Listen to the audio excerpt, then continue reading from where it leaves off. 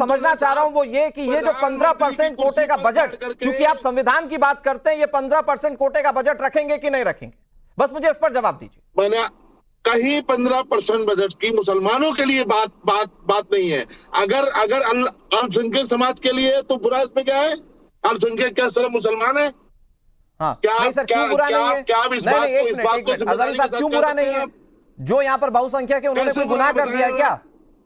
उन्होंने कोई गुनाह कर दिया, या फिर जो बाकी जो 85% है उसमें क्या जो अल्पसंख्यक है वो किसी तरह का कोई हक नहीं रखेंगे? शायद आप जब देश के प्रवक्ता हैं, अगर आप वाकई देश के प्रवक्ता हैं, हाँ। तो मेरा ये इस सवाल का जवाब आप दे 2006 में, 2009 में मनमोहन सरकार में जो दो बार, एक बार सच्चर कमेटी, दूसरी बार रंगानाथ मिश्रा आयोग जब कायम हुआ था, हाँ। उसने जो खास तौर से मुसलमानों के लिए जो सिफारिशें लागू की थी, वो क्या था?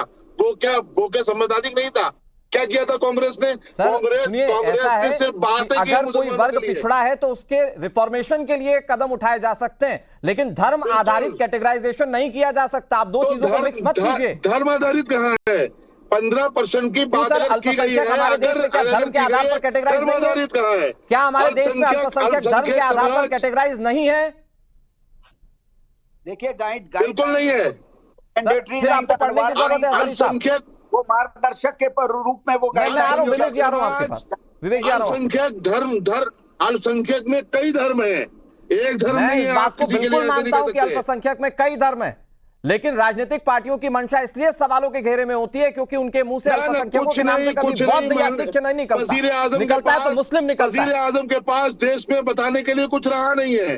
ठीक है, जवाब देंगे विश्वास जी जवाब दे दीजिए। 15% वो एक्सेप्ट करेंगे या नहीं करेंगे? वैसे तो संविधान की बहुत बातें करते हैं अजहरी साहब, 15% एक्सेप्ट करेंगे या नहीं करेंगे वो इस पर कोई फैसला नहीं सुना पा रहे।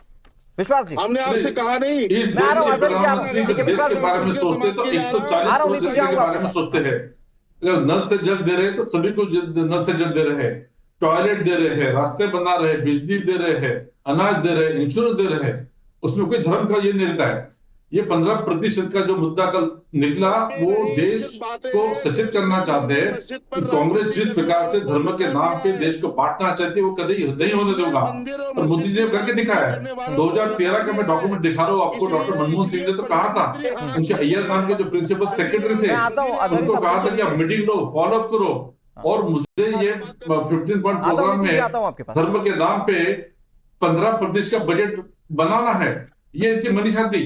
ये मनीषा पूरा उद्ध्वस्त करने का काम मोदी जी ने किया है और उसी के बात का स्मरण कर उन्होंने किया है। नकार दिया है।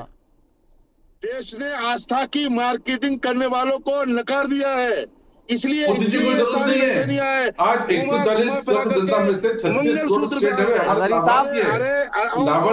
साहब, देश ने 2011 वाले prevention of communal violence bill वालों को भी नकारा था।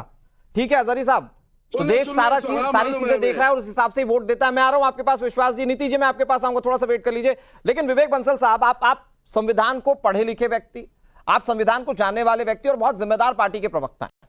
मुझे एक बात बताइए कि संविधान को मानते हुए किसी भी तरीके से मुस्लिमों को पर्टिकुलर आरक्षण का किसी तरह से समर्थन कर सकते हैं क्या?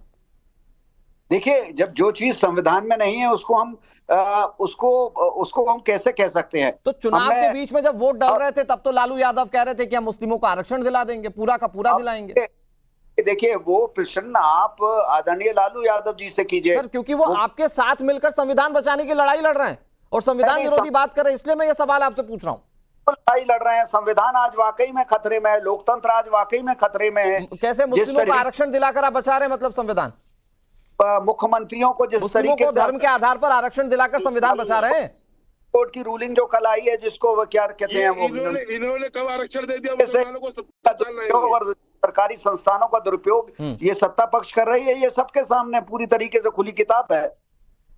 अरे सर, वो तो कर रहे हैं, लेकिन लालू यादव पर भी तो कुछ बोल लीजिए। आपके साथ बैठे हुए, सत्ता में बैठे हुए लोगों पर भी तो कुछ बोल लीजिए। देखिए, मैं अपने कांग्रेस के संविधान बचा रहे, संविधान तोड़ते हुए। कांग्रेस का पक्ष आपके मैनिफेस्टो में है कि नहीं सर, ये बताइए मुझे। अच्छा सब छोड़िए, आपके मैनिफेस्टो में ये है कि नहीं कि 50% वाला कैप हटाएंगे? 50% कैप किसने लगाया था देश में? तो फिर हटाने की बात क्यों हो रही है? समय समय पे परिस्थितियों के अनुसार लचर भी होता है संविधान। समय समय पे लोगों की आकांक्षाएं और अपेक्षा के अनुरूप संविधान में संशोधन किए गए कि नहीं। आप तो फिर उस लकीर के फकीर की बात कर रहे हैं जो इतने 100 से ऊपर संविधान में अमेंडमेंट हुए हैं, फिर तो वो सब जो है वो नीतिगत नहीं है। ये बातें करते हुए विश्वास पाठक जी, ये क्या संविधान बचा रहे हैं क्या?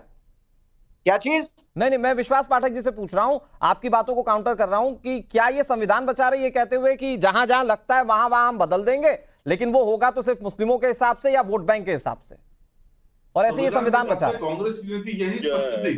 डॉक्टर बाबा साहब अम्बेडकर ने जो जो कहा था उसके खिलाफ ही इन्होंने सब चीजें की है। डॉक्टर बाबा साहब अम्बेडकर समाज जब लोकसभा में चुनाव लड़ रहे थे, नेहरू जी स्वयं नागपुर के पास भंडारा में गए, उनको हरा दिया। ये संविधान का उपयोग केवल अपने कन्वीनियंस के हिसाब से करते हैं। इनको रिलीजन के आधार पे इन्होंने इलेक्शन लड़े, इलेक्शन जीते हैं।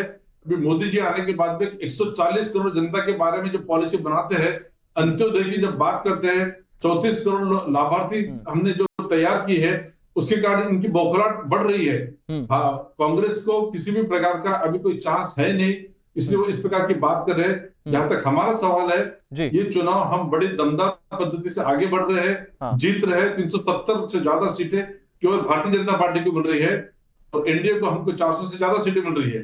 हाँ, लेकिन अगर तुष्टीकरण से ही वोट मिलेंगे, नीति जी, तुष्टीकरण से ही वोट मिलेंगे, मैं आ रहा हूं आपके पास, विवेक बंसल साहब आ रहा हूं आपके पास, तुष्टीकरण से ही वोट मिलेंगे तो क्या कांग्रेस पार्टी ने वो मुस्लिम तुष्टीकरण वाली राह पकड़ रखी है क्या पहले से? अनुराग जी, अगर तुष्टीकरण से वोट मिलना होता तो आज कांग्रेस पार्टी 400 से आधा सैकड़े पे आई नहीं होती और बीजेपी 2 सीटों से 303 का आंकड़ा पार नहीं किया होता। सच्चाई है कि देश की जनता की आंखें खुल चुकी हैं। अभी मेरे मुस्लिम स्कॉलर नूरजहान भाई बहुत अच्छी बात कर रहे थे कि अल्पसंख्यक खाली मुसलमान नहीं है, तो मैं आपसे नूर साहब ये बोलना चाहूंगी कि वक्फ बोर्ड की प्रॉपर्टी पे जितना हक मुसलमान का है उतना ही सिखों का भी होना चाहिए, उतना जैनियों का भी होना चाहिए, उतना पारसियों का भी होना चाहिए। बिल्कुल। हाँ, माइनॉरिटी केवल मुसलमान नहीं है, तो क्यों आप विरोध करते हैं यूनिफॉर्म सिविल कोड की और सिटीजनशिप एक्ट की? क्यों वो माइनॉरिटी भाइयों को उनका हक और उनकी अधिकार माँ भारती का नहीं मिलना चाहिए? हाँ, माइनॉरिटी खाली मुसलमान नहीं है, तो क्यों लव जिहाद और वोट जिहाद की बात इस देश में होती है और लैंड जिहाद की बात होती है? हाँ, मुसलमान खाली माइनॉरिटी नहीं है, माइनॉरिटी मेरे सिख और जैन भाई हैं। वो क्यों आगे सामने रिजर्वेशन की बात नहीं करते? वो पूर्ण रूप से चाहे जैन समाज हो, चाहे पारसी समाज हो, चाहे सिख समाज हो, बिना किसी बंटवारे की राजनीति के वो देश के विकास में सहयोग दे रहा है।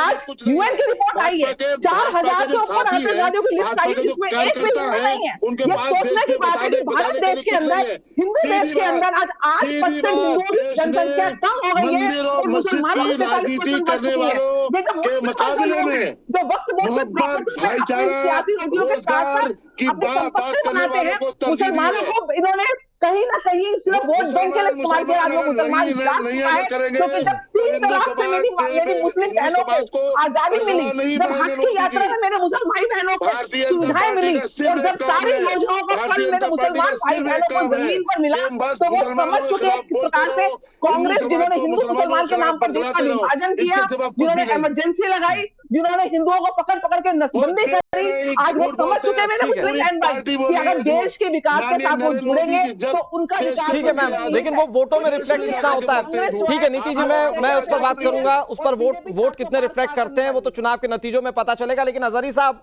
लेकिन प्रधानमंत्री के उस वक्तव्य पर आप बहुत सवाल भले ही खड़े कर रहे हो, लेकिन उसकी ऑथेंटिसिटी विश्वास पाठक भी बता रहे हैं, तो कम से कम आपको इस बात को डिनाई तो करना पड़ेगा कि अगर कोई इस तरह की सोच रखता है कि पर्टिकुलर व्यक्ति को या पर्टिकुलर धर्म को ही सिर्फ फायदा पहुंचाएगा, तो ये संविधान के लिए ठीक नहीं है, और बतौर मुस्लिम स्कॉलर आपको भी उसका साथ देना होगा। अजहरी साहब, यहाँ कुछ ऐसा नहीं है, ये सब बातों के बातें बनाई जा रही हैं, क्योंकि आपको कैसे पता बातें बनाई जा रही हैं? मौजूदा हुक्मरान के पास देश में बताने के लिए कुछ नहीं है कि उन्होंने देश मांग रहा 2 करोड़ नौकरियां कहा है, क्योंकि देश ने मस्जिद और मंदिर की राजनीति करने वालों के मुकाबले भाईचारा, मोहब्बत, रोजगार की बात करने वालों को तरजीह दी है। इसलिए पहचान है उन्हें, उनकी एलआईओ ने बता दिया है कि वो के आपके हालात खराब है, आप हाशिए पर है, इसलिए वो कौमे मुस्लिम को दोबारा से टारगेट कर रहे हैं। क्या है ये? वजीर आजम की कुर्सी पर बैठने वाली अजहरी साहब, मैं एक बात से आपसे क्लेरिफिकेशन चाहूंगा।